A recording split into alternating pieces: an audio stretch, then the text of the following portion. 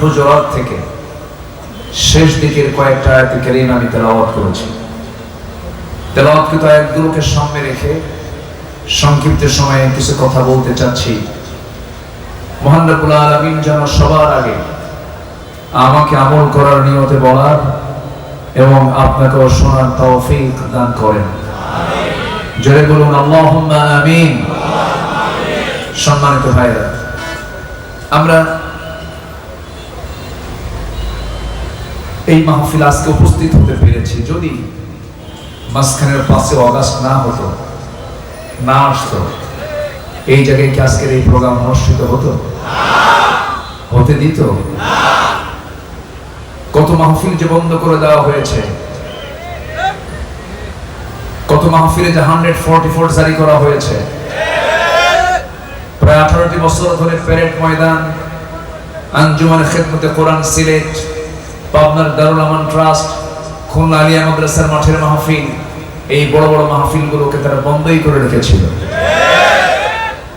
তাদের প্ল্যান ছিল জাতিকে কোরআন থেকে কেমনে দূরে রাখা যায়। কিন্তু তাদের এই সকল চক্রান্তকে বানচাল করে দিয়েছেন তিনি আমার কে? আসতে বলবেন না, তিনি আমার কে?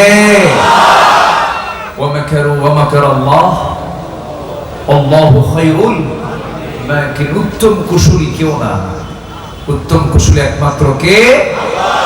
আল্লাহ তাআলা। সম্মানিত হাজিরিন, সম্মানিত দ্বীনি ভাইরা, সেই কিতাব, যে কিতাব আসমান থেকে নাজিল হয়েছে, সেই কিতাব, যে কিতাব পূর্বের সমস্ত কিতাবের সত্যতা প্রমাণকারী, সেই কিতাব, যে কিতাব পৃথিবীর সকল কিছুর উপরে চ্যালেঞ্জ, সেই মহা গ্রন্থ আল কোরআনুল কারীম, যা পৃথিবীর সকল জ্ঞান যেখানে শেষ, সেখানে কোরআনের জ্ঞান শুরু। বলি আলহামদুলিল্লাহ। সেই বিশাল দরিয়া থেকে কয়েকটা আয়াত আমি তেলাওয়াত করেছি। আল্লাহ তাআলা এখানে ঈমানের ব্যাপারে এবং জিহাদের ব্যাপারে কিছু কথা বলেছেন। অনেক ঈমানদার আছে, ঈমান আনতে রাজি আছেন, কিন্তু উনি ময়দানে থাকতে রাজি নন। এরকম ঈমানদার কিছু আছে না নাই বলেন তো? নবীর পিছনে নামাজও পড়েছে তারা, চোখের পানি ফেলেছে তারা, মুখে দাড়িও ছিল, মাথায় টুপিও ছিল, তাহাজ্জুদ পড়েছে, কিন্তু রাসূল তাদেরকে চিনতে পেরেছেন নামাজে নয়, তাদেরকে চিনতে পেরেছেন উহুদের দিন, জিহাদের ময়দানে। এই জন্য আল্লাহ তাআলা এখানে ঈমানের পাশাপাশি জিহাদের কথাকে কোট করেছেন। সূরাতুল হুজুরাত আয়াত নম্বর 15। আস্তে আস্তে সেই দিকে চলে যাচ্ছে। সম্মানিত ভাইয়েরা, আমরা ঠিক সেই সময় একত্রিত হয়েছি যে সময় গোটা পৃথিবীর কোথাও শান্তির কোনো বাতাস আমরা দেখতে পাচ্ছি না। ফিলিস্তিন জ্বলন্ত একটি অগ্নিকুণ্ড হয়ে আছে, ছোট্ট ছোট্ট বাচ্চাগুলো কাতরাচ্ছে। মুসলমানদের বাইতুল আকসা অবরুদ্ধ হয়ে আছে। 180 কোটি মুসলমানের দুনিয়া, মোট জনসংখ্যার 1/4 মুসলমান হওয়ার পরেও বিশ্বের 10টি মুসলিম, বিশ্বের 10টি ধনীর তালিকায় থাকা দেশগুলোর মধ্যে প্রথম সহ 3-4টা মুসলিম দেশ ধনাঢ্য হওয়ার পরেও, জ্বালানি প্রাকৃতিক সম্পদে ভরপুর মুসলমানদের দেশে থাকার পরেও, আজকে মুসলমান গোটা পৃথিবীতে সবচাইতে মাজলুম, নির্যাতিত, নিপীড়িত। এর মূল কারণ হলো আজকে ম্যাক্সিমাম মুসলমান কোরআন থেকে কাছে না দূরে? আসতে বলবেন না, কাছে না দূরে? দূরে। সম্মানিত ভাইরা, কোরআনটাকে আত্মস্থ করতে হবে প্রতিটি ঈমানদারের। কোরআনটাকে পড়তে হবে, কোরআনটাকে জানতে হবে। আল্লাহ তাআলা বান্দার প্রথম হুকুম দিয়েছেন, বান্দার উপরে প্রথম যে ওহী নাযিল হয়েছে সেটা হলো পড়ো। কার নামে? আসতে বলবেন না, কার নামে? আল্লাহর নামে পড়ো। আল্লাহ পাক এখানে কি বলছেন? সূরা হুজুরাত আয়াত নাম্বার 15 আল্লাহ রাব্বুল আলামিন বলেন, ইন্নামাল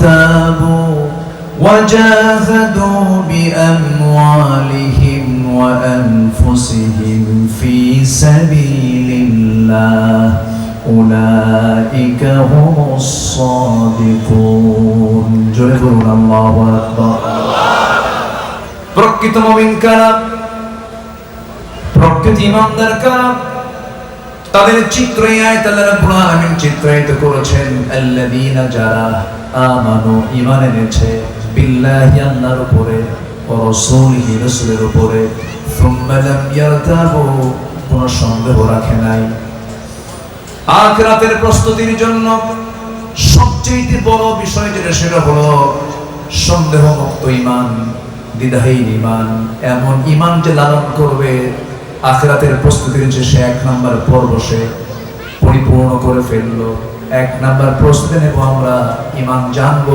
সেই ঈমানের মধ্যে কোনো সন্দেহ থাকা যাবে না সন্দেহ থাকা যাবে না সন্দেহ মুক্ত ঈমান আনার জন্য এই কিতাবের সঙ্গে সংস্পর্শ বাড়াতে হবে এই কিতাবের কিরাআত তিলাওয়াত দিরাসাত তাদাব্বুর সব হক আদায় করতে হবে শুধু কিরাআতের মধ্যে সীমাবদ্ধ থাকলে হবে না এটাকে তেলাওয়াত করতে হবে এটাকে শুধু তেলাওয়াতের মধ্যে সীমাবদ্ধ রাখলে হবে না দিরাসাত থাকতে হবে শুধু দিরাসাতের মধ্যে সীমাবদ্ধ থাকলে হবে না এটাকে তাদাব্বুর করতে হবে গভীর গবেষণা করতে হবে এই কিতাবের ভিতরে প্রায় 250 থেকে 300 আয়াত শুধু সায়েন্সের উপরে আছে বলি আলহামদুলিল্লাহ আপনি কি চান এর মধ্যে কোন বিজ্ঞানী বিজ্ঞান নেবে সায়েন্স নেবে আছে সাহিত্যিক সাহিত্য নেবে আছে কবি কবিতা নেবে আছে লেখক লেখা নেবে আছে রাষ্ট্রনায়ক রাষ্ট্রের পদ্ধতি নেবে আছে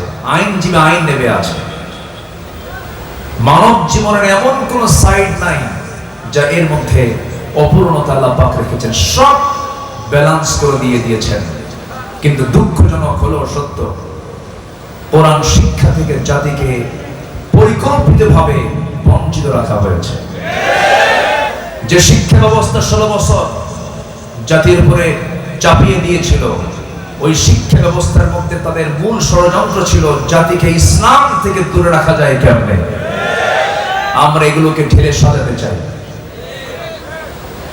এই 16 বছর তাফসীর মাহফিল করতে দেয়নি তারা কত মাহফিলে জামাকে ধরে নিয়ে চলে গেছে আল্লাহ জানে সম্মানিত বন্ধুগণ বিগত 16 বছর জেলখানায় সাধারণ মানুষ বেশি ছিল না আলেম ওলামা বেশি ছিল তারা কি দেশ চালাইছে ধরলো কেন কেন ধরলো জাতি যেন হক কথা শুনতে না পারে বিগত সরকারের বড় একটা দোষ সেটা হলো ওদের মধ্যে একটা বিষয় সেটা ছিল হলো কেমনে ক্ষমতার মসনদে টিকে থাকা যায় অবৈধ ক্ষমতার লোভ ছিল তাদের মধ্যে ফেরাউনের মতো ফেরাউনের সবচেয়ে বড় একটা দিক ছিল সেটা হলো ক্ষমতায় থাকতেই হবে জনগণ চাক আর না চাক বিগত 16 বছর তাদের মধ্যে কি এমন খাসলত ছিল ছিল ছিল ফেরাউন পৃথিবীতে বেঁচে ছিল হলো 1600 বছর এরাও ছিল 16 বছর সংখ্যার যে মিল হলো কেমনে বুঝলাম না চরিত্রে মিল আছে তো এই জন্য সংখ্যার মিলটা আল্লাহ পাক মিলাই দিয়েছেন সম্মানিত বন্ধুগণ সব দেখলাম 53 বছর আমরা 71 থেকে 2024 কেউ ক্ষমতার মসনদে 25 বছর ছিলেন কেউ 16 বছর কেউ 9 বছর মাঝখান দিয়ে মঈনুদ্দিন ফখরুদ্দিন তারা ছিলেন কয়েক বছর সব দেখা শেষ সবার নামের আগে মোহাম্মদ লাগানো আছে তাদের ধর্মের নাম ইসলাম ছিল কিন্তু ইসলাম দিয়ে তারা রাষ্ট্র চালান নাই আমরা সব দেখা শেষ করেছি আগামী দেশ আমরা দেখতে চাই কোরআনের দেশ ইসলামের দেশ রাজি আছেন কারা কারা হাত উঁচু করে দেখা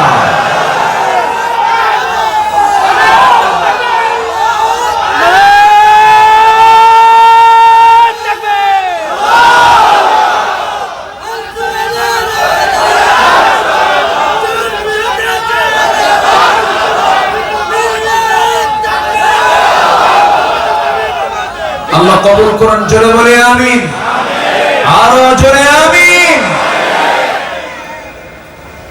কোন আলেম তারা ছাড়ে নাই, গ্রেফতার করেছে। কি দোষ ছিল আল্লামা সাইদ রাহিমাহুল্লাহ? কি দোষ ছিল তার? শ্রেষ্ঠ সম্পদকে আমরা হারিয়েছি। জাতি গড়ার কারিগর, অনেক অবাধ্য সন্তান তার ওয়াজ শুনে না চোখের পানি ফেলে মার পা ধরে কেঁদে বলেছে, মা সাইদ হুজুরের ওয়াজ শুনেছি, তোমার সঙ্গে অনেক ভুল করেছে, আমাকে মাফ করে দাও। জাতি গড়ার তিনি কারিগর ছিলেন, কিংবদন্তি, মুসলিম বিশ্বের জন্য একটা নিয়ামত। সেই লোকটাকে কেমন করে পরিকল্পিত ভাবে সাজানো নাটক তৈরি করে সুস্থ মানুষকে হসপিটালে নিয়ে পয়জনিং করে, বিষ প্রয়োগ করে হত্যা করা হয়েছে।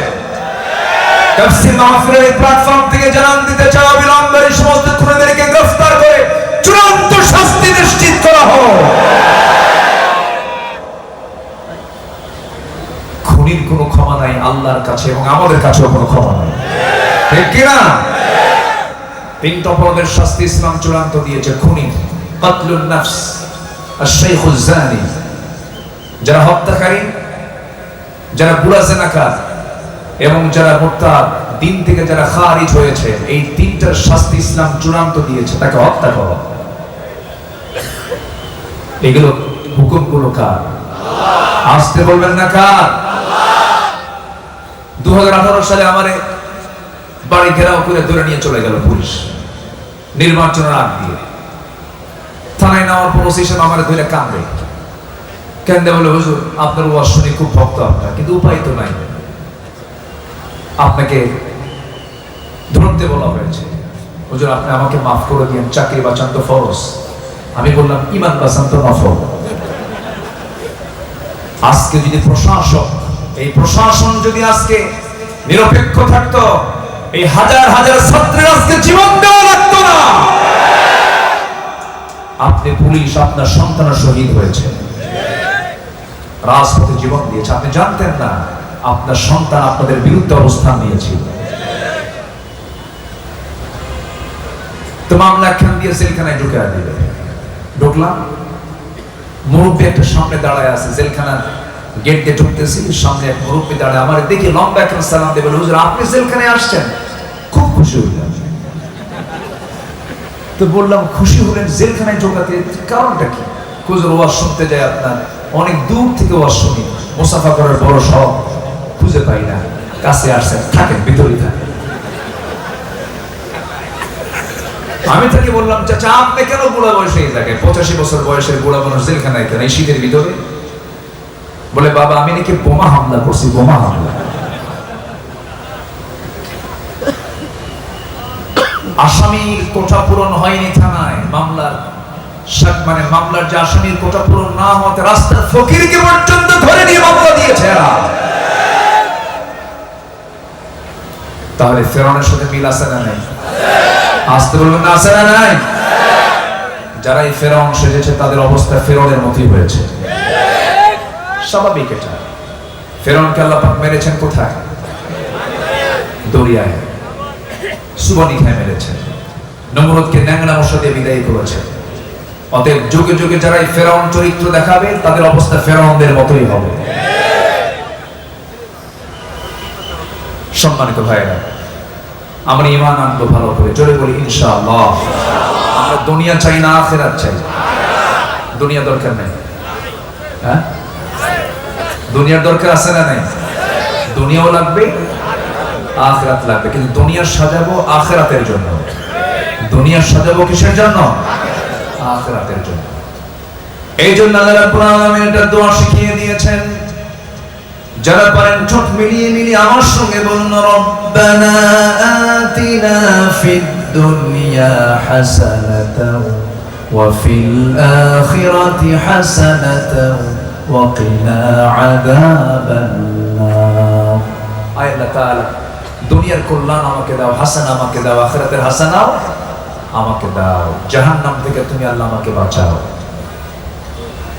দুনিয়াকে সাজাবো হলো নামাজ দিয়ে, দুনিয়াকে সাজাবো হলো সাদাকা দিয়ে, দুনিয়াকে সাজাবো হলো উন্নত চরিত্র দিয়ে। যুবকরা তোমরাই পারবে দেশকে সামনের দিকে এগিয়ে নিতে, তোমরাই পারবে সমাজের সকল অসামাজিক কাজগুলো বন্ধ করতে। আমরা আসল বিজয় এখনো হাতে পাইনি। আসল বিজয় কেমনে হাতে পাইনি? মদের দোকান এখনো গাজীপুরে আছে না নাই? বেশ্যাবৃত্তির লাইসেন্স আছে না নাই? আজ থেকে আছে না নাই? সুদ তো গাজীপুর জেলায় নাই, আছে কি না? এগুলো থাকলে কি বিজয় আসে? আমরা সুদ মুক্ত, আমরা জেনা মুক্ত, আমরা মাদক মুক্ত একটি দেশ গড়তে চাই। এই জন্য যুব সমাজের এগিয়ে আসার দরকার আছে না নাই?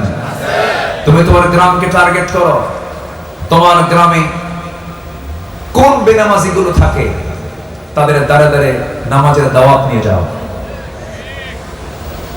তুমি যুবক যে গ্রামের বাসিন্দা, তোমার যে গ্রামে বাড়ি, সেই গ্রামে তুমি তালিকা করো কোন ঘর থেকে কোন মহিলা, কার মেয়ে, কার স্ত্রী, কার বোন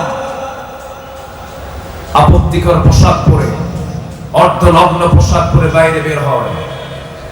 তোমরা সবাই সম্মিলিত ভাবে সেই বাড়িতে যাও, গিয়ে মূল মুরব্বীকে জানিয়ে দাও, চাচা আপনার পরিবারে এই সমস্যাগুলো, আমরা তো যুবক, আমাদের চোখের সমস্যা হয়, আমরা নামাজ পড়ি, আমাদের গুনাহ হয়, বোরকা ছাড়া বের হওয়া যাবে না। কি তা'মুরুনা বিল মা'রুফ ওয়া তানহাউনা আনিল মুনকার, দাওয়াতি কাজ করো। তোমার গ্রামের যে মাতব্বর, সম্মান দাও, কথা বলো, সালাম দাও, কিন্তু নামাজ যদি না পড়ে বলো আপনার মাতব্বরই আমরা মানি, নামাজটা পড়ো। যদি নামাজ না পড়ে আল্লাহর হক যদি লঙ্ঘন করেন, মাতব্বরি ছুটাইয়া দেব। আপনার মাতব্বরি মানবো, কারণ আপনি আল্লাহর হক নষ্ট করলে আপনি বান্দার হকও নষ্ট করবেন। এই কাজগুলো যুবকদের করার দরকার আছে না নাই? আসতে বলবেন না, আছে না নাই?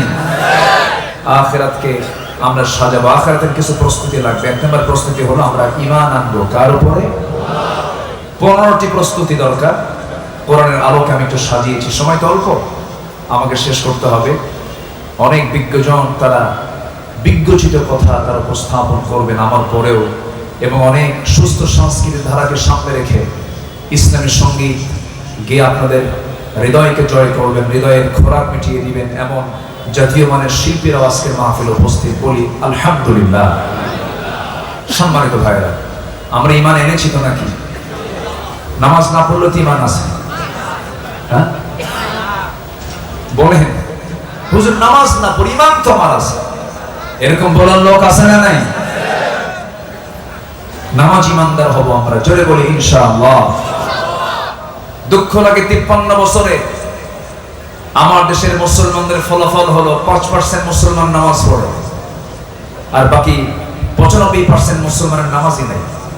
এই চিত্র আমাদের দেখা লাগতো না যদি নামাজের সরকার যদি গঠন হতো। নামাজের সরকার প্রতিষ্ঠিত হলে এটা সম্পূর্ণ উল্টো হতো। তখন চিত্র হতো বাংলাদেশের 95% নামাজি মুসলমান হতো আর 5% বেনামাজি থাকতো। অতএব সব সরকার আমরা দেখেছি, আমরা এখন দেখতে চাই নামাজি সরকার, নামাজি সরকার, নামাজি সরকার। আল্লাহ কবুল করুন, আল্লাহ কবুল করুন।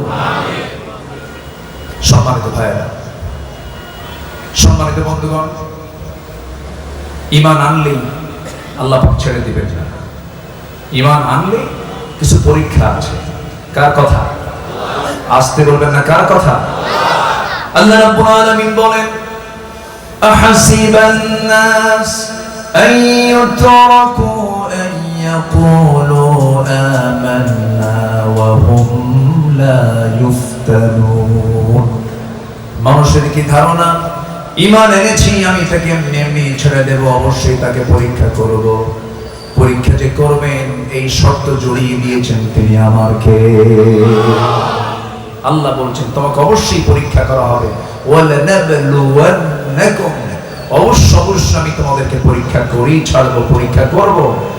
এবং সবচেয়ে বেশি পরীক্ষার সম্মুখীন হয়েছেন হলো আম্বিয়া কেরাম। আশাদ্দুন নাসি বালাউল আমবিয়া সুম্মাল আমসাল ফাল আমসাল। পৃথিবীতে সবচেয়ে ঈমানের পরীক্ষা দিয়েছেন হলো, প্রথম হলো আম্বিয়া কেরাম আলাইহিমুস সালাতু ওয়াস সালাম। ইব্রাহিম আলাইহিস সালাতু ওয়াস সালাম পরীক্ষা কি ছোট ছিল না, অনেক বড় ছিল, অনেক বড় ছিল। ঈমান এনেছি, পরীক্ষাও তো দিতে হবে। আমরা পরীক্ষায় ফেল করতে চাই না পাস করতে চাই? পরীক্ষায় ফেল করতে চাই না পাস করতে চাই? যে এর জন্য ঈমানের কিছু গুণগত দিক লাগবে। নামাজ পড়বো 5 ওয়াক্ত, সবাই রাজি আছেন তো? অনেকের নামই আছে ঈমান আলী, কি নাম? কিন্তু নামাজ পড়ে না। নাম হলো ফজর আলী, 10টার দিকে ঘুম থেকে ওঠে। নাম হলো আতর আলী, গোটা গায়ে গাজার গন্ধ। নাম হলো হিম্মত আলী, সাইকেলের চাকা পাঁচশোরে শীত হয়ে পড়ে। নাম হলো বাদশা মিয়া, ভিক্ষা করে। নাম হলো খোকা মিয়া, বয়স 85 বছর। নাম হলো কি? নাম হলো লাল মিয়া, কিন্তু লোকটা কালা। এই নাম দিয়ে তো কোনো কাম হবে না, বংশ দিয়ে কোনো উপকার কিয়ামতের দিন আসবে না। আল্লাহর দরবারে যদি কেউ সম্মানী হতে চায়, তার লাগবে 1 নাম্বার হলো ঈমান। কি লাগবে? ঈমান। বংশ দিয়ে যদি হতো, আবুল আহাবের বংশ আর আমার নবীর বংশ 2 না 1? আবু জেহেলের বংশ এবং আমার নবীর বংশ 2 না 1? কুরাইশ বংশ, লাভ নাই। পিতা দিয়ে যদি সন্তানের কাজ হতো, তাহলে নূহ আলাইহিস সালাতু ওয়াস সালাম ছিলেন আল্লাহর পয়গম্বর, তার ছেলে ছিল কেনান, সে জান্নাত পেয়ে যেত। বউ দিয়ে যদি স্বামী দিয়ে যদি বউয়ের কাজ হতো, তাহলে লূত আলাইহিস সালাতু ওয়াস সালামের স্ত্রীও সে জান্নাত পেয়ে যেত। যদি সন্তান দিয়ে যদি পিতার কোনো উপকার হতো, জাতির পিতা ইব্রাহিম আলাইহিস সালাতু ওয়াস সালামের পিতা আজরও জান্নাত পেয়ে যেত। অতএব বংশের পরিচয় দিয়ে, আত্মীয়তার পরিচয় দিয়ে, বংশগত কৌলিন্য দেখিয়ে জান্নাত পাওয়ার কোনো সুযোগ নেই। জান্নাত পেতে হলে সবার আগে কি লাগবে? আরো জোরে বলুন, কি লাগবে? আল্লাহ রাব্বুল আলামিন সেই জন্য বলছেন, ইন্নামাল মুমিনুনা আল্লাযীনা আমানু বিল্লাহি ওয়া রাসূলিহি সুম্মা লাম ইয়ারতাবু ওয়া জাহাদু বিআমওয়ালিহিম ওয়া আনফুসিহিম ফি সাবিলিল্লাহ উলাইকা হুমুস সাদিকুন। জোরে বলুন আল্লাহু আকবার। প্রকৃত মুমিন তো তারাই যারা ঈমান আনবে আল্লাহর উপরে, ঈমান আনবে নবীর উপরে, সুম্মা লাম ইয়ারতাবু, এবং সন্দেহ করবে না। এবং সাথে আরেকটা গুরুত্বপূর্ণ হুকুম আল্লাহ রাব্বুল আলামিন দিলেন, যারা জিহাদ করবে মাল দিয়ে, জান দিয়ে, কার পথে? জিহাদের নাম শুনলে অনেকে পিছপা হতে চায়। এই কাজ তো এত সহজ না। যত রক্ত লাগে দেব, প্রয়োজনে লোক পাঠাবো, আমি যাব না। এই লোকের পরিমাণ সমাজে কিছু আছে না নাই? বলেন তো, আছে না নাই? আবু সাইদরা জীবন দেয়, মুগ্ধরা জীবন দেয়, এদিকে ফতুয়া দেয়। ওরা তো শহীদ হয়নি, তুমি কোন কসুর হইছো? আমার দেশে ফতুয়ার কিছু বিষ বাষ্প ছড়ায়, কিছু ফতুয়ার সন্ত্রাসী আছে না নাই? আছে না নাই? যা মনে হয় তাই বলে। আবু সাইদের বাড়ি আমি গিয়েছি, তার মার সঙ্গে কথা বলেছি, তার বাবার সঙ্গে কথা বলেছি। 5 ওয়াক্ত নামাজি ছিল, পরহেজগার ছিল, স্টাডি করতো, এক ইউনিভার্সিটি ইংলিশ ডিপার্টমেন্টের ছাত্র। পাগল ছাগল না তো। জীবন সবাই দিতে পারে না, জীবন দেওয়া তো সস্তা না। বন্দুকের নলের সামনে বুক পেতে দেওয়া এত সস্তা হিম্মতের বিষয় নয়।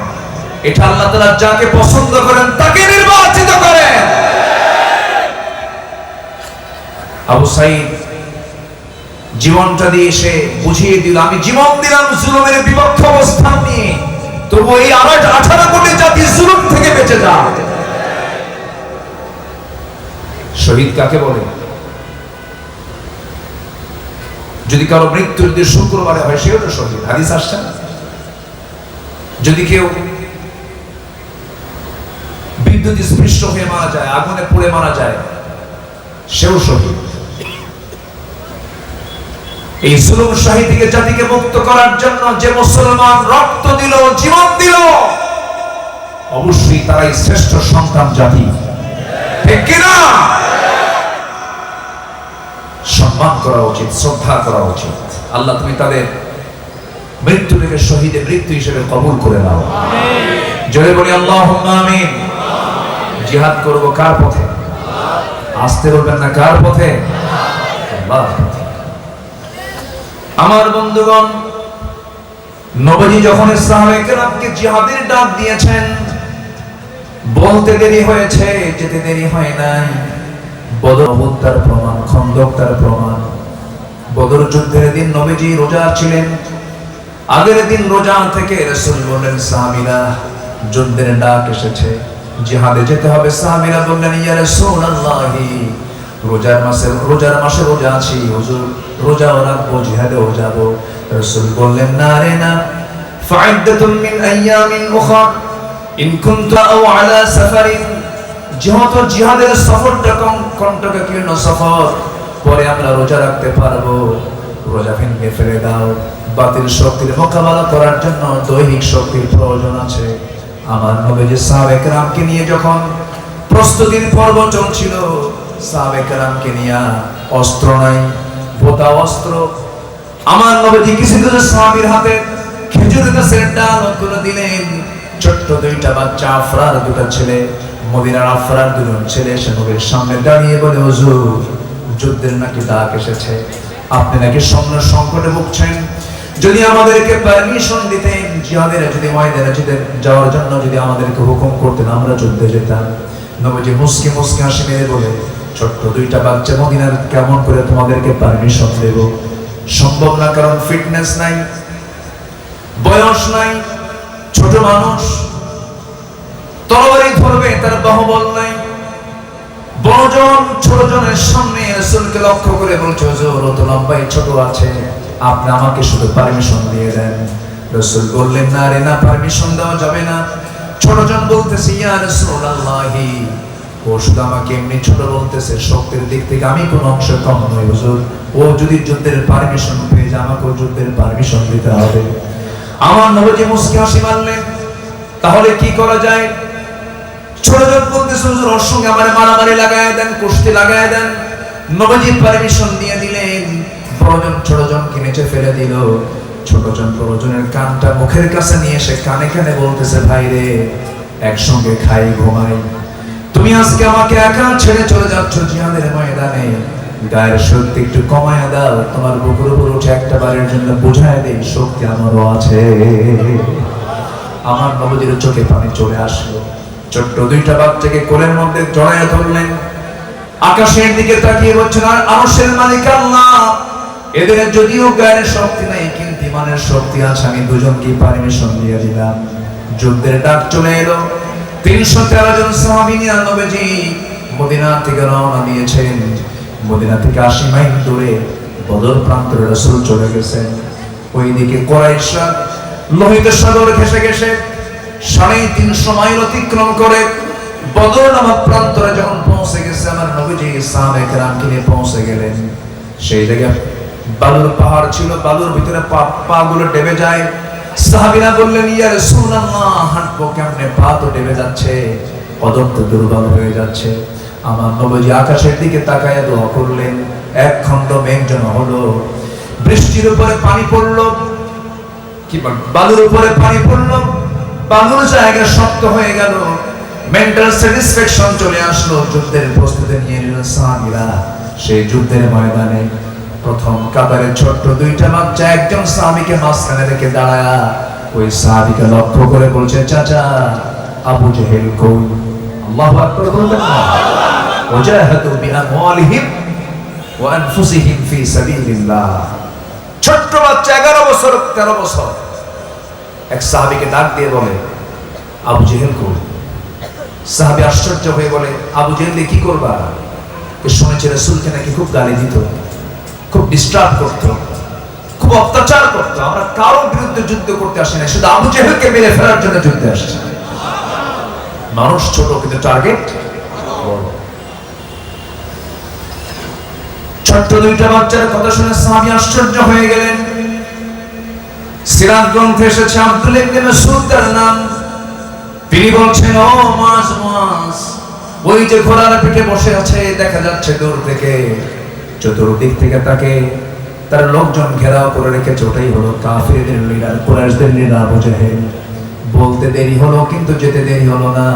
সিংহের মতো গর্জন দিয়া বাজ পাখির মতো উড়ন্ত হয়ে ছোট্ট দুইটা বাচ্চা মাস দৌড় মেরে চলে গেছে। দুই পাশে দুজন ছোট্ট তরবারি নিয়ে পজিশন নিয়ে দাঁড়ায় গেছে, কেউ টের পায় নাই। ছোট্ট মানুষ বগলের নিচে পড়ে আছে। আল্লাহু আকবার বলে দুইজনের সজোর আঘাত করেছে তারা দুই পায়ে। ওই যে ঘোড়ার পিঠ থেকে আবু জেহেল ধরাশয়ী হয়ে পড়ে গেছে। কোমর সোজা করে আবু জেহেল আর কোনদিন দাঁড়াতে পারে নাই। বড় ভাইকে ধরে ফেললো কাফের মুশরিক রাষ্ট্র, দুর্দিক থেকে তাকে পাকড়াও করে ফেললো। বড় ভাই মুআযের পিছন থেকে একজন কুরাইশ এসে তার ডান হাতে মেরে দিল। তরবারি ছিটকে পড়ে গেল, ডান হাতটা চামড়ার সঙ্গে ঝুলতে লাগলো। দৌড় মেরে সেই সাহাবী করলেন কি, দৌড় মেরে গিয়ে তরবারি আবার বাম হাতে তুলে নিলেন। বাম হাতে যুদ্ধ করতে নিয়ে চামড়ার সঙ্গে ঝুলে থাকা হাতটা বারবার এসে বাম হাতে ধাক্কা খায় নিষ্ঠার ভয় মনে করে মাঝখান দিয়ে করলেন কি, ছোট্ট ওই সাহাবী বাম পার নিচে ডান হাতটা রেখে এমন জোরে টান মারলেন হাতটা ছিটকে পড়ে গেল। বাম হাতে যুদ্ধ চালালেন। যুদ্ধ করতে করতে এক পর্যায়ে দেখা গেল আরেকজন কাফের এসে তার বাম হাতে একটা তরবারির আঘাত মেরে দিল। ঝমঝম করে তরবারি পড়ে গেল। ইতিমের মতো সামনে দাঁড়ায় আছেন, যুদ্ধ করবেন কেমনে? তরবারি দিয়ে গর্দান হাঁকায় দিল, গর্দান ছিটকে পড়ে গেল। এই ছোট্ট বাচ্চা দুনিয়া থেকে বিদায় হয়ে গোটা বিশ্ববাসী মুসলমানকে জানায় দিল, ও দুনিয়ার মুসলমান, আল্লাহর জমিনে দিন কায়েমের জন্য এমন করে হাসি মুখে আল্লাহর পথে জীবন দিতে হয়। জয় বলি সুবহানাল্লাহ। মুনাফিককে চেনার জায়গা নামাজ নয়, মুনাফিককে চেনার জায়গা রোজা নয়, মুনাফিককে চেনার জায়গা হজের কার্যক্রম নয়। মুনাফিককে চেনা যায় হলো জিহাদের ময়দানে, ঠিক কি না? উহুদের প্রান্তরে রাসূল রওনা দিয়েছেন। কুরাইশদের বদরের প্রান্তরে পরাজয়ের গ্লানি সহ্য করতে না পেরে 1 বছর পার না হতেই উহুদের যুদ্ধ যখন সম্মুখীন হয়ে পড়লেন রাসূল, মদিনা থেকে 3 মাইল দূরে আমার নবী রওনা করলেন। মুনাফিকরা বলল, ইয়া রাসূলুল্লাহ, এই অসম যুদ্ধে আমরা যাব না, কারণ কাফিরদের সংখ্যা হলো 3000, আমরা হলাম 1000, এই যুদ্ধে যাব না। রাসূল বললেন, যারা যাবে না তারা সাইড হয়ে যাও। আমার রাসূল মুনাফিককে চিহ্নিত করেছেন জিহাদের ময়দানে, ঠিক কি না? আমার নবীজি উহুদের ময়দানে উপস্থিত হয়ে গেলেন। সেদিন নবীর মাথায় ছিল হেলমেট, হাতে ছিল তরবারি, বর্শা, লৌহ বর্ম পরিধান করেছেন মুহাম্মদ সাল্লাল্লাহু আলাইহি ওয়াসাল্লাম। আমার নবীজি সাহাবে কেরামকে স্থানগুলো নির্ধারণ করে দিচ্ছিলেন। 50 জন তীরন্দাজকে এক জায়গায় রেখে দিয়ে বলেন, সাহাবে এই জায়গায় তোমরা থাকো, যুদ্ধের প্রয়োজন না, শুধু এই রাস্তাটা তোমরা নজরদারিতে রাখবে, যেন কোনো মুশরিকরা, কোন শত্রুরা, কোন কুরাইশরা যেন এই দিক দিয়ে অতর্কিত হামলা না করতে পারে। প্রাথমিক পর্যায়ে মুসলমানদের বিজয় নিশ্চিত হয়ে গেছে, কিন্তু এই 50 জন তীরন্দাজ যুদ্ধ শেষ হয়েছে বলে স্থান ত্যাগ করা মাত্রই অতর্কিত হামলা করা হলো সরাসরি নবীর উপরে। রাসূলকে অ্যাটাক করা হলো, বৃষ্টির মতো তীর মারা হলো। দিন কায়েমের জন্য যদি রাসূলকে যদি রক্তাক্ত হতে হয়, সেই দিন কায়েমের জন্য আমরা রক্তাক্ত হতে রাজি আছি তো? মাঠে ময়দানে কাজ করতে রাজি আছি তো? আল্লাহ কবুল করুন, জোরে বলি আমিন। আমার নবীজি সবার লক্ষ্যে, সবার টার্গেটে তিনি পড়ে গেলেন। বৃষ্টির মতো তীর মারা হলো। 10 জন সাহাবী দৌড় মেরে গিয়ে অস্ত্র হাতে নেওয়ার সময় পেলেন না, নবীর চতুর্পাশে দাঁড়ায় গেলেন। বৃষ্টির মতো তীর মারতেছে তারা।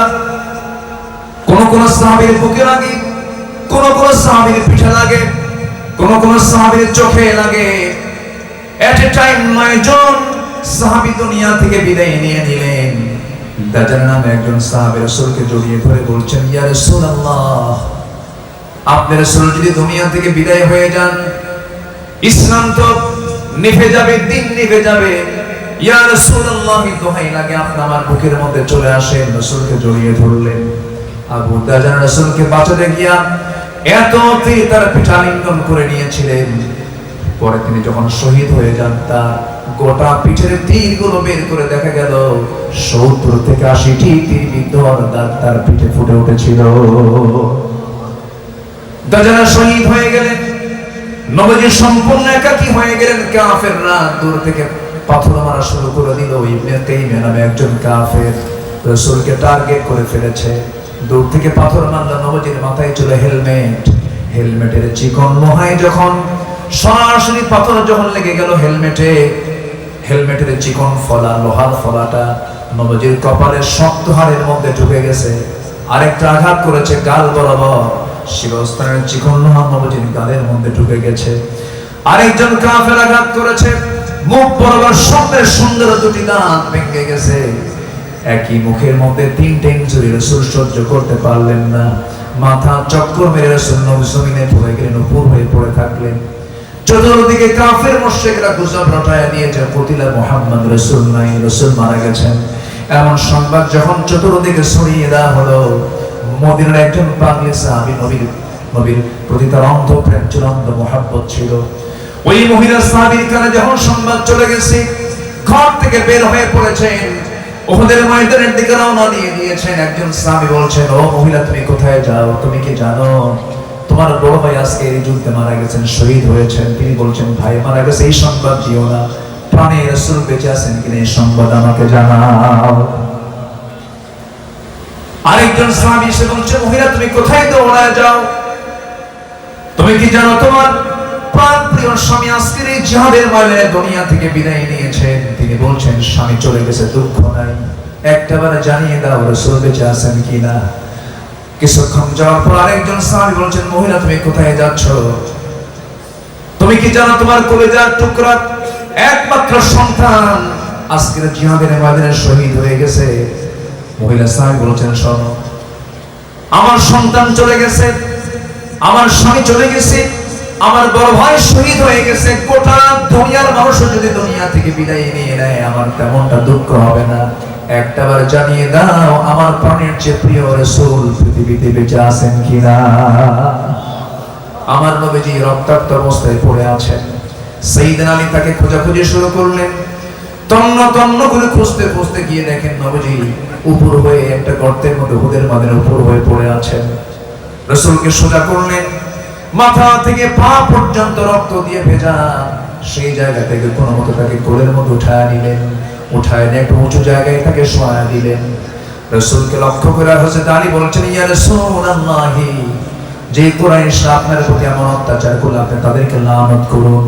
রাসূল বলছেন, আলী রে, লানতের জন্য আমি কখনো বলি না সহজে, তবে একটা কথা জেনে রেখে দিও আলী, যেই জমিন আল্লাহর দ্বীন কায়েমের জন্য বিশ্বনবীর দেহ থেকে রক্ত ঝরেছে, দেখতে পারে অল্প সময় এই জমিনে আল্লাহর দ্বীন কায়েম হয়ে গেছে। আমার নবীজি রক্তাক্ত অবস্থায় পড়ে আছেন। সাহাবায়ে কেরাম তার সেবা দিচ্ছিলেন। এর মধ্যে একজন সাহাবী ছিলেন উবাইদ ইবনে জাররাহ রাদিয়াল্লাহু তাআলা আনহু। নবীর কপালে বিদ্ধমান দেখে সহ্য করতে পারলেন না। নবীর পাশে বসলেন, লোহায় হাত দেন, টান মারবেন, বের হয় না। নবীজির মুখ থেকে আওয়াজ বের হয়, কেমন করে টান মেরে বের করবেন। হাত দিলে রাসূল কষ্ট পাচ্ছেন, আস্তে টান দিলে নবীজি কষ্ট পাচ্ছেন। তিনি চিন্তা করলেন কামড় মেরে বের করা যায় কিনা। দাঁতটা লাগায় দিলেন, ফলার সাথে লোহার সাথে দাঁত লাগায় দিয়া নিজের দাঁতের চিন্তা না করে এত জোরে টান মারলেন, লোহার ফলাটা বের হয়ে আসলো। চট করে সামনের দুটো দাঁত ভেঙে গেল। রাসূল বলছেন, ওবায়দা রে, দাঁতটা ভেঙে গেল, তোমার কি দরকার ছিল? আস্তেও তো টান দিতে পারতা। ওবায়দা বলছেন, হুজুর, দাঁত কেন কলেজে ছিঁড়ে গেলেও আমার কোনো কষ্ট হতো না। আমার নবীজির গালের ভিতরে লোহা ঢুকে আছে, সেই লোহাটা টান মারলেন, ফিনকি দিয়ে রক্ত বওয়া শুরু হয়ে গেছে। ওবায়দা করলেন কি, হাতের অঞ্জলি দিয়ে রক্তগুলোকে হাতের মধ্যে ভরায়া নিলেন। রাসূলকে না দেখায় আড়ালে আড়ালে নবীজির দেহের পবিত্র রক্তগুলো মুখে মুখে নিচ্ছেন, পেটের মধ্যে উঠানোর চেষ্টা করছেন। রাসূল বলছেন, ওয়াইদারে কি করো, রক্ত তো এমন মুখে নিতে হয় না হুজুর, আপনার রক্ত জমিনে ফেলার মতো জায়গা আমি পাই নাই। আমার রাসূল বললেন, সাহাবীরে, যে দেহের মধ্যে নবীর রক্ত প্রবাহমান, সেই দেহ কখনো জাহান্নামে যাবে না। আমার নবীজি ব্যান্ডেজ লাগায় দেওয়া হলো, সাহাবায়ে কেরাম তাকে ব্যান্ডেজ লাগায় দিলেন, কপালে ব্যান্ডেজ লাগানো। নবীর সঙ্গের দুটো দাঁত ভেঙে আছে। যে দিন কায়েমের জন্য নবীজির দাঁত ভাঙতে হয়, উহুদের ময়দানে দাঁত চলে গেছে, খন্দকের প্রান্তরে কোমর চলে গেছে। দিন কায়েমের জন্য যদি নবীর দাঁত ভাঙতে হয়, কোমর ভাঙতে হয়, সেই দিন কায়েমের জন্য আমাদেরও সেই প্রস্তুতি নেওয়ার দরকার আছে না নাই? এই জমিন আল্লাহর দিন কায়েম হোক, সবাইকে চান? সবাইকে চান? জিহাদি তামান্নাকে লালন, আমরা সবাইকে জিহাদি তামান্না লালন করতে রাজি আছি? আল্লাহর জমিনে দিন কায়েমের জন্য যদি বুকের তাজা প্রাণ ঢেলে দিতে হয়, রাজি আছেন? কারা কারা তো হাত উঁচু করে দেখান মুসলমান।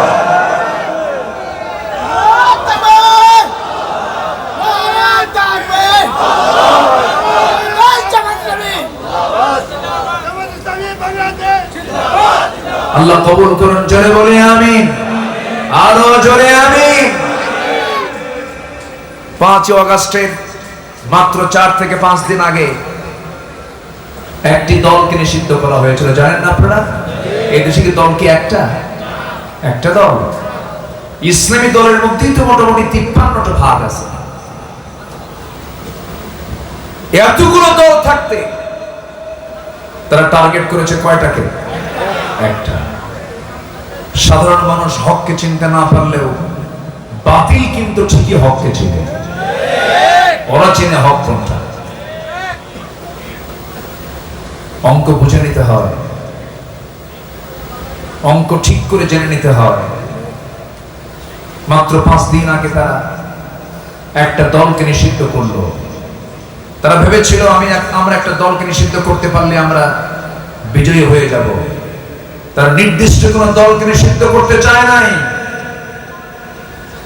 তারা নির্দিষ্ট কোন দলকে তারা নিষিদ্ধ করে নাই। তারা নিষিদ্ধ করতে চেয়েছিল ইসলামকে। আল্লাহ তাদেরকে নিষিদ্ধ করে দিয়েছে। আল্লাহ তাদেরকে নিষিদ্ধ করে দিয়েছে।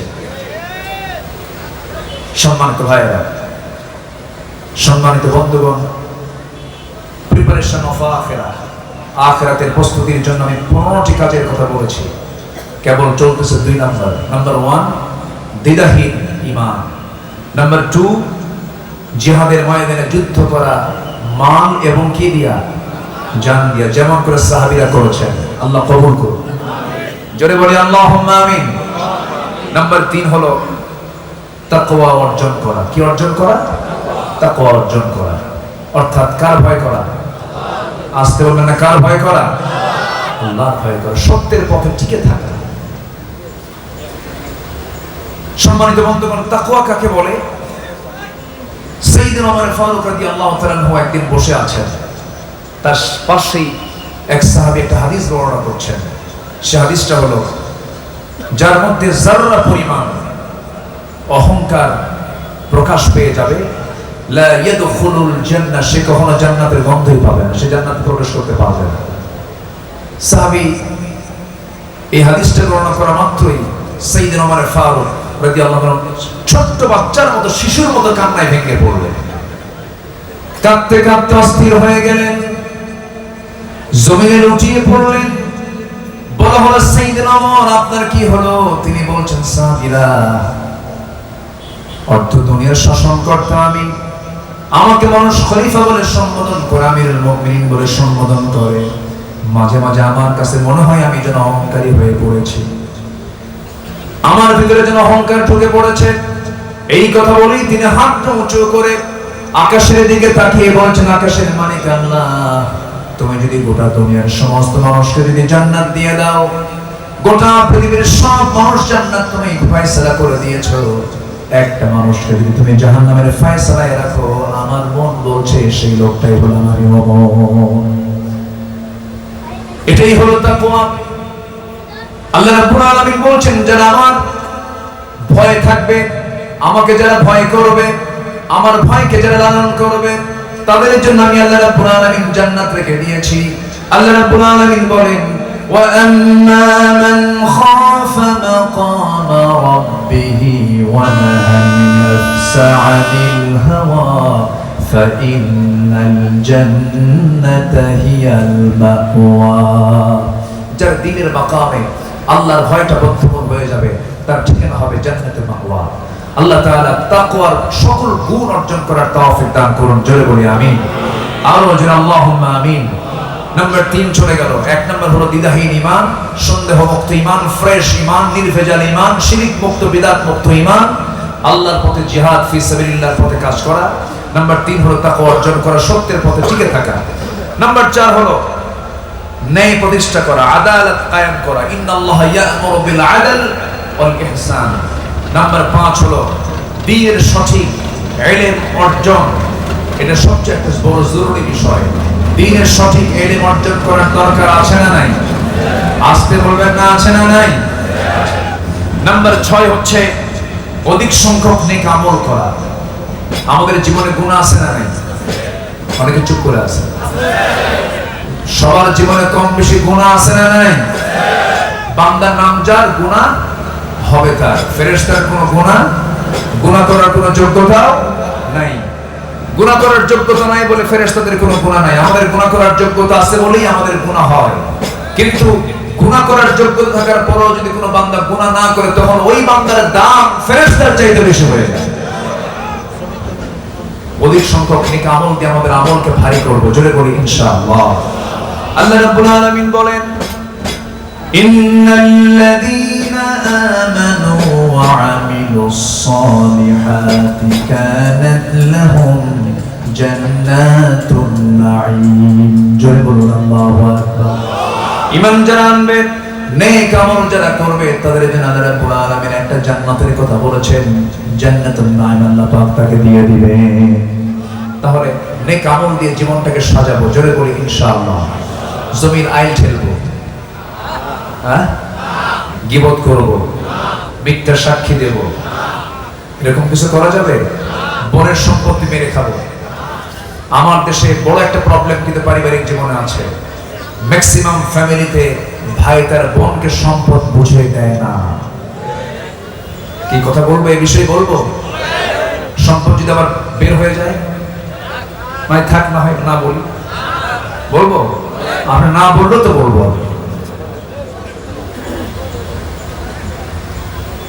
হজ করে আসছে, বিশাল বড় মুখে দাঁড়ি, বোনের সঙ্গে সম্পর্ক রাখে না জমি দেওয়ার ভয়ে। বাবা মারা গেছে এক যুগ, কিন্তু বোনকে সম্পদ বোঝায় দেয় না, তাল বাহানা করে। বোনকে মাঝে মাঝে দাওয়াত দিয়ে পিঠা খাওয়ায়, মাঝে মাঝে দাওয়াত দিয়ে কুমিল্লার রসমালাই খাওয়ায়, টাঙ্গাইলের চমচম খাওয়ায়, বগুড়ার দই, নাটোরের কাঁচাগোল্লা, যশোরের খই, সব এক জায়গায় করে খাওয়ায় দাওয়ায় পাশে বসায় বোনকে বলে, বোন একটা কথা বলি, কি রাগ কইরো নাকি? অংশ নিলে কিন্তু ধ্বংস হয়। দেখেন শয়তান কাকে বলে। এই আছে না নাই? আছে না নাই? এগুলো নেক আমল না বদ আমল? নেক আমল না বদ আমল? হক লঙ্ঘিত কোনো গুনাহ ইমানদার কখনো করতে পারে না। নাম্বার 7 হলো ধৈর্য ধারণ করা। কি ধরা বলেন তো? ধৈর্য ধারণ করা। ধৈর্য আছে যার, ঈমানও টিকে তার। ধৈর্য নাই যার, ঈমান টিকানো কঠিন। এই জন্য এই যে বসে আছেন, বলেন তো এখানে বসে থাকা আগে দরকার না ধৈর্য আগে দরকার? ধৈর্য আগে। বিয়ে আগে দরকার না ধৈর্য আগে দরকার? হ্যাঁ, আজ থেকে বিয়ে আগে দরকার না ধৈর্য আগে দরকার? ধৈর্য আগে দরকার। বিয়ে করলে ধৈর্য নাই, তালাক তো সকাল বিকাল দিবেন। আসেন এরকম কিছু পাবলিক আছে না? এক মহিলা আমার একদিন, অনেকদিন আগে ফোন দিয়ে বলে, হুজুর একটা কথা জরুরি, আপনাকে ফোন দেওয়াটা বেদীর্ঘ হয়ে গেল, একটা বলে ফেলি, হুজুর আমার স্বামী সকাল বিকাল তালাক দেয়। অসংখ্য পরিবার আছে, স্বামী স্ত্রীর পরিচয়, তারা সংসার করছে কিন্তু জিনার সংসার হচ্ছে তাদের, ঠিক কিনা? মেজাজের ভারসাম্যহীন আচরণ ইমানদারের জীবনে থাকতে পারে না। এই জন্য আল্লাহ রাব্বুল আলামিন নামাজের সঙ্গে সবরের কথা বলেছেন, ইস্তাঈনু বিস-সাবরি ওয়াস-সালাহ। নাম্বার 8 হলো আল্লাহর প্রতি ভরসা রাখা। এগুলো সব প্রিপারেশন অফ আখিরা। আখিরাতের প্রস্তুতির জন্য এই সমস্ত কাজগুলো আমাদের জীবনে থাকতে হবে। আল্লাহর উপরে ভরসা করা। ওয়া মান ইয়াতাওয়াক্কাল আলাল্লাহ ফাহুয়া হাসবুহ। যে ব্যক্তি আল্লাহর প্রতি ভরসা করবে এটাই তার জন্য যথেষ্ট। আল্লাহু আকবার বলে। নাম্বার 9 হলো দুনিয়াবি ভোগ বিলাসী নিমগ্ন না হয়ে আখিরাতের আবাসকে মূল লক্ষ্য হিসাবে স্থির করে নেওয়া। وما هذه الحياة الدنيا إلا لهو ولعب وإن الدار الآخرة لهي الحيوان لو كانوا يعلمون। আখিরাতকে আমাদের একমাত্র আবাসের জায়গা হিসেবে চিন্তা করা, লালন করা। নাম্বার 10 হলো নিজকে এবং পরিবারকে জাহান্নাম থেকে বাঁচানোর চেষ্টা করা। কু আনফুসাকুম ওয়া আহলিকুম নারা। নিজে বাঁচা, পরিবারকে জাহান্নাম থেকে বাঁচানোর চেষ্টা করা। বউ নামাজ পড়ে না, বউয়ের পাশে বসবেন, সুন্দর করে মহব্বত করে বলবেন, বউ আমার, এই যে এক ছাদের নিচে বসবাস করে দুজন মিলে দাম্পত্যময় জীবন কাটায় দিলাম, তোমার যৌবন আমার কাছে, আমার যৌবন তোমার কাছে, নামাজ পড়ো না। তুমি কি চাও না এই সম্পর্ক আমরা জান্নাত পর্যন্ত গড়াই? জান্নাতে আমরা একসঙ্গে দুজন মিলে থাকতে চাই, নামাজটা পড়ো, দিলটা নরম হয়ে যাবে, সেই বউটা নামাজ পড়া ধরবে। আমার দেশের মায়েরা ভালো, কিন্তু পুরুষ কিছু আছে দুষ্ট, আছে না? কিছু পুরুষ দুষ্ট আছে। বউ স্ত্রী বোরকা পড়তে চায়, পর্দায় থাকতে চায়, কিছু স্বামী আছে বেহায়া, বউকে উলঙ্গ করে হোন্ডাই নিয়ে ঘুরে। এই কাজে করে আসে না? নাই। বউটাকে হোন্ডার পিছনে তোলে, তাও সাধারণ কোনো হোন্ডা নয়, R15 লেটেস্ট ভার্সন। R15 হোন্ডার পিছনে তোলে। হোন্ডার পিছনের সিট, যেটা প্যাসেঞ্জার সিট, এটা হচ্ছে 3 তলা, আর ড্রাইভিং সিট হলো আন্ডারগ্রাউন্ড।